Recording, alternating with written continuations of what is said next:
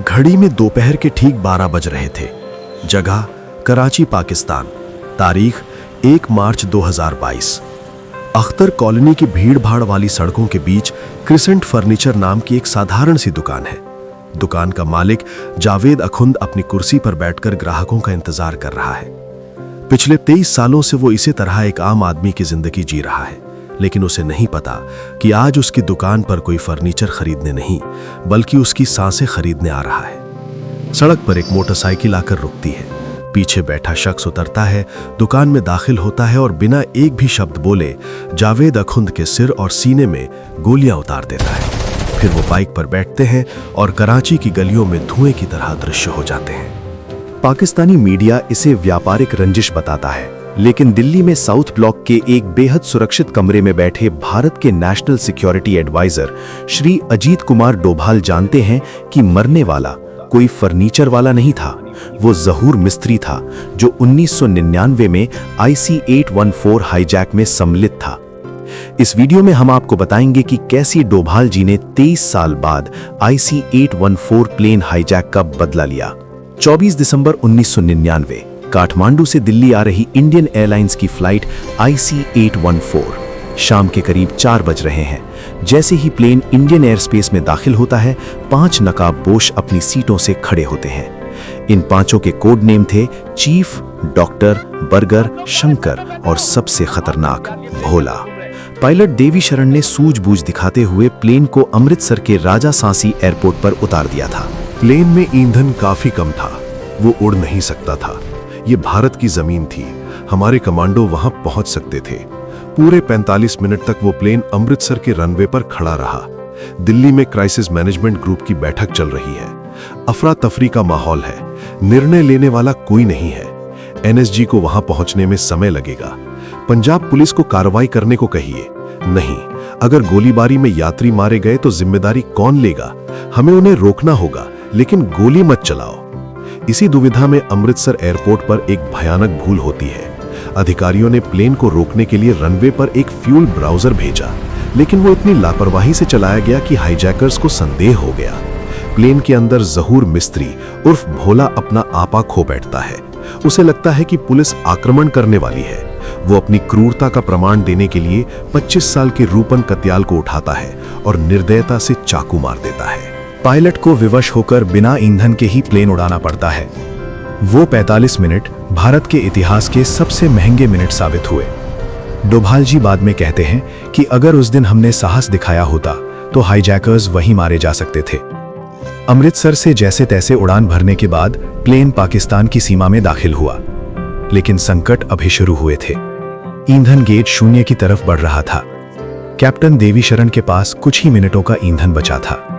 उन्होंने लाहौर APC से संपर्क किया और उतरने की अनुमति मांगी, लेकिन अनुमति नहीं मिली। पाकिस्तान ने न सिर्फ उतरने से मना किया, बल्कि लाहौर एयरपोर्ट की सारी लाइटें बंद कर दी। रनवे पर घुप अंधेरा था। पाकिस्तान नहीं चाहता था कि यह संकट उनके सिर आए।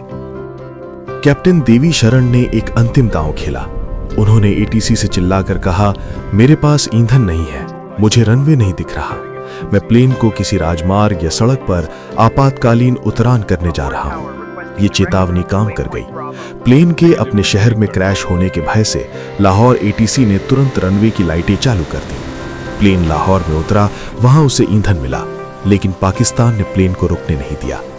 हाईजैकर्स का अगला लक्ष्य था कंधार। लाहौर से ईंधन लेकर प्लेन ने कंधार की तरफ उड़ान भरी, लेकिन तब तक रात गहरी हो चुकी थी। जब प्लेन अफगानिस्तान के ऊपर पहुंचा तो एक नई समस्या खड़ी हो गई।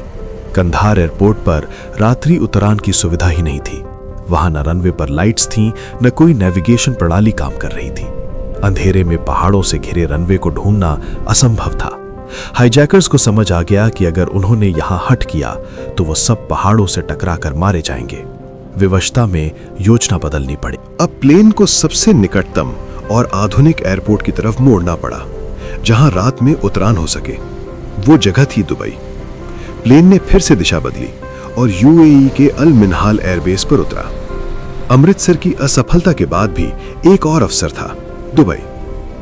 भारत सरकार ने अपनी सबसे घातक इकाई NSG की 52 स्पेशल एक्शन ग्रुप को एक विशेष प्लेन में भेजा। ये वो कमांडोज हैं जो पल भर में प्लेन में घुसकर आतंकवादियों के सिर में गोली मारने के लिए प्रशिक्षित किए जाते हैं। योजना तैयार थी। जैसे ही IC-814 दुबई में रुकेगा, NSG प्रहार करेगी। जहूर मिस्त्री और उसके साथियों की मृत्यु निश्चित थी। लेकिन तभी कूटनीति की दीवार खड़ी हो गई। UAE सरकार ने भारत को अपने एयरबेस पर छापा मारने की अनुमति देने से स्पष्ट मना कर दिया। उन्हें भय था कि उनकी भूमि पर रक्तपात होगा। NSG के हाथ बंध गए। कमांडोज अपने शस्त्रों के साथ तैयार बैठे रहे, लेकिन यहां 27 यात्रियों और रूपिन कत्याल के शव को उतारने की अनुमति मिली। लेकिन हाईजैकर्स दुबई में रुकना नहीं चाहते थे। उन्हें पता था कि यहां वो सुरक्षित नहीं है। उनका आश्रय तो तालिबान के राज में था। अगली सुबह 25 दिसंबर को जैसे ही सूरज की पहली किरण निकली, विमान ने दुबई से फिर उड़ान भरी। गंतव्य वही पुराना था, कंधार। इस बार दिन का उजाला था। रनवे स्पष्ट दिख रहा था। सुबह के करीब 8:30 प्लेन ने कंधार की धूल भरी जमीन को छुआ। अब परिस्थिति बदल चुकी थी। प्लेन कंधार में था। चारों तरफ तालिबान के लड़ाके टैंक और रॉकेट लॉन्चर लेकर खड़े थे। कहने को वो सुरक्षा दे रहे थे, लेकिन वास्तव में वो हाईजैकर्स का कवच बने हुए थे। भारत सरकार ने अपने श्रेष्ठ वार्ताकारों को भेजा।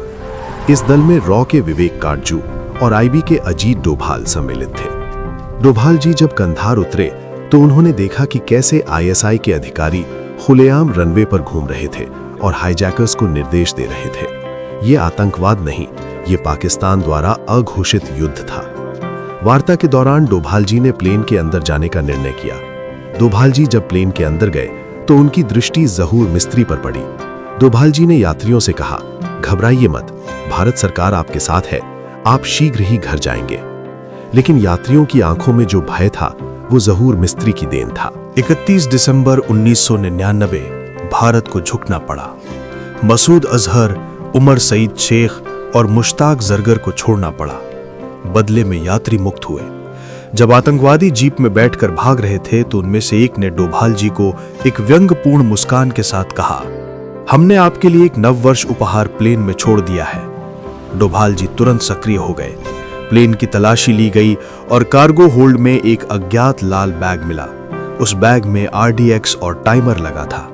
अगर डोभाल जी और उनकी टीम ने उस बैग को समय रहते न खोजा होता तो प्लेन के साथ साथ भारत के भविष्य के राष्ट्रीय सुरक्षा सलाहकार भी उस दिन कंधार की धूल में मिल गए होते। साल बीतते गए, सरकारें बदलीं, लेकिन अजीत डोभाल ने कंधार हाईजैक का मामला कभी बंद नहीं किया। 2014 में राष्ट्रीय सुरक्षा सलाहकार बनने के बाद उनकी नीति साफ थी, आतंकवाद को जड़ से खत्म करना। कंधार हाईजैक का आतंकी जहूर मिस्त्री पाकिस्तान के कराची में नई पहचान जावेद अखुल के नाम से छिपकर फर्नीचर की दुकान चला रहा था। भारतीय एजेंसियों ने सीधे उसे नहीं खोजा, बल्कि उसके नेटवर्क को ट्रैक किया।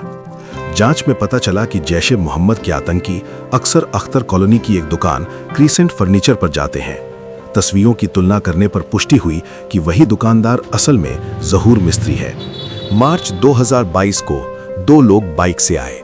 एक व्यक्ति दुकान में घुसा और कुछ ही सेकंड में जहूर मिस्त्री को गोली मार दी। हमलावर तुरंत बाइक से निकल गए और भीड़ में गायब हो गए। इस तरह 23 साल बाद कंधार हाईजैक का हिसाब चुकता हो गया। कई लोगों का मानना है कि ये वही रणनीति थी जिसे दुनिया डोभाल सिद्धांत के नाम से जानती है। शोर मत करो, लेकिन दुश्मन को कहीं भी ढूंढकर खत्म करो। दोस्तों, आपको क्या लगता है? क्या अज्ञात बंदूकधारी वाली ये रणनीति भारत को और आक्रामक रूप से अपनानी चाहिए या फिर कूटनीति ही सही मार्ग है? अपने विचार नीचे कमेंट बॉक्स में अवश्य लिखें। अगर आपको ये वीडियो पसंद आया और आप भारत की गुप्त कार्यवाहियों पर और कहानियां देखना चाहते हैं तो सब्सक्राइब बटन दबाएं और बेल आइकॉन को क्लिक करें। जय हिंद।